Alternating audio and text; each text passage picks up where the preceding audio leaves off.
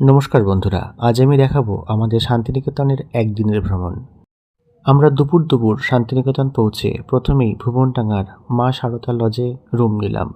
তারপর আমরা দুপুরে লাঞ্চ সেরে ফেললাম।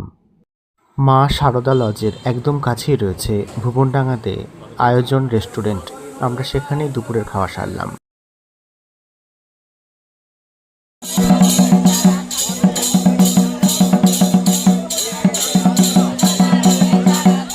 দুপুরের খাওয়া দাওয়ার পর 1 ঘন্টার মতো বিশ্রাম নিয়ে বিকালে আমরা চলে গেলাম সোনাঝুরির হাটে।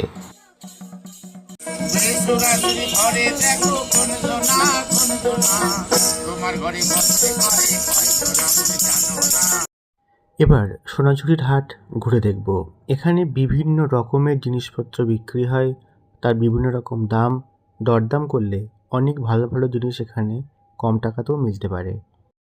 চলুন এবারে ঘুরে দেখা যাক সোনাঝুরির এই পরিবেশ বান্ধব হাট।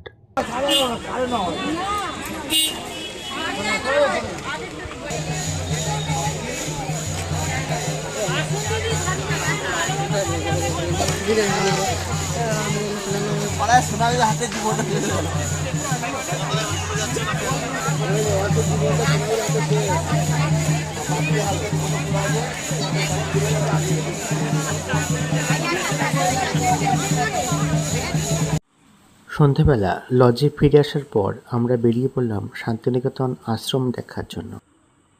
রাত্রিবেলা শান্তিনিকেতন আশ্রম কেমন লাগে একবার দেখে নেওয়া যাক।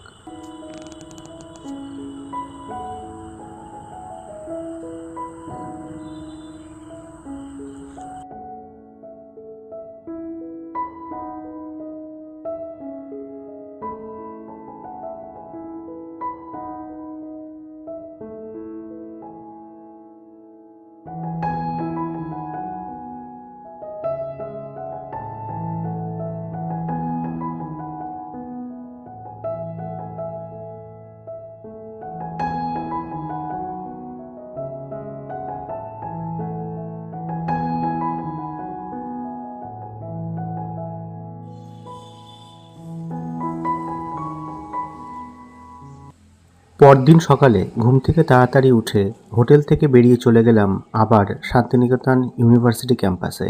গিয়ে দাঁড়ালাম আশ্রমের সামনের ফাগুনবউ গাছের নিচে। সকালের হালকা আলোতে কম ভিড়ভাট্টার মধ্যে শান্তিনিকেতন আশ্রমকে আরও সুন্দর লাগছিল।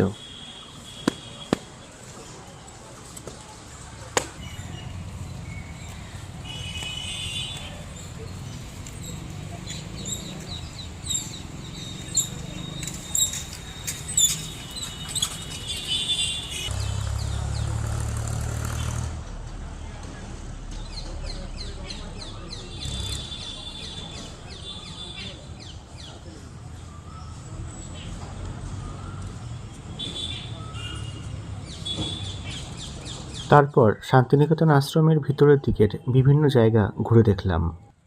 চারিদিকে এত গাছপালা আর এত পাখির ডাক যে পরিবেশ একদম অন্যরকম ছিল।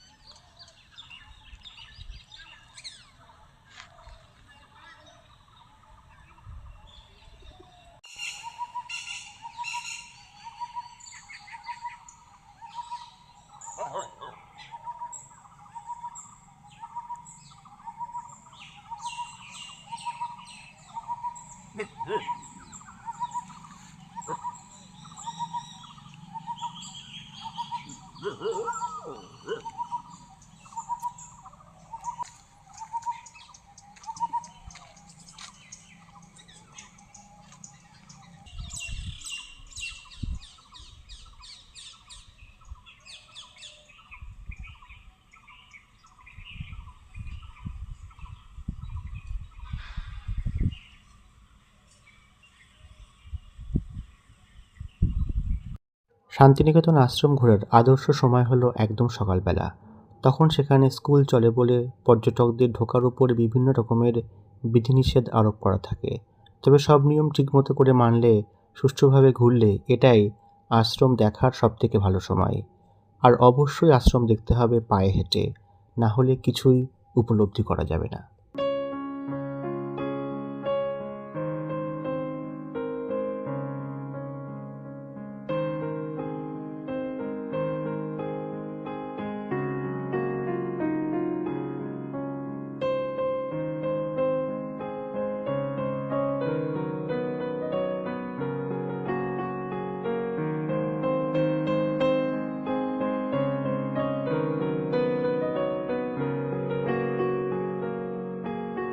শান্তিনিকেতন আশ্রম ঘোরাঘুরির পর টিফিন সেরে নিয়ে ভুবনডাঙ্গার বাজারে একটু ঘোরাঘুরি করলাম এবং বেশ কিছু টুকিটাকি জিনিসপত্র কেনাকাটা হলো। যাই হোক, এবার দুপুরবেলায় বাড়ি ফেরার পালা। তাই নিয়ম অনুযায়ী হোটেলে চেক আউট করে আমরা বেরিয়ে পড়লাম। ভুবনডাঙ্গাতে কৃষ্ণাদির ঘরোয়া খাবার দোকানে খেয়ে আমরা বেরিয়ে পড়লাম। দুপুর 1:15 শান্তিনিকেতন এক্সপ্রেস ধরে আমরা বাড়ির উদ্দেশ্যে রওনা হলাম। এবারের মতো শান্তিনিকেতন ভ্রমণ এইটুকুই।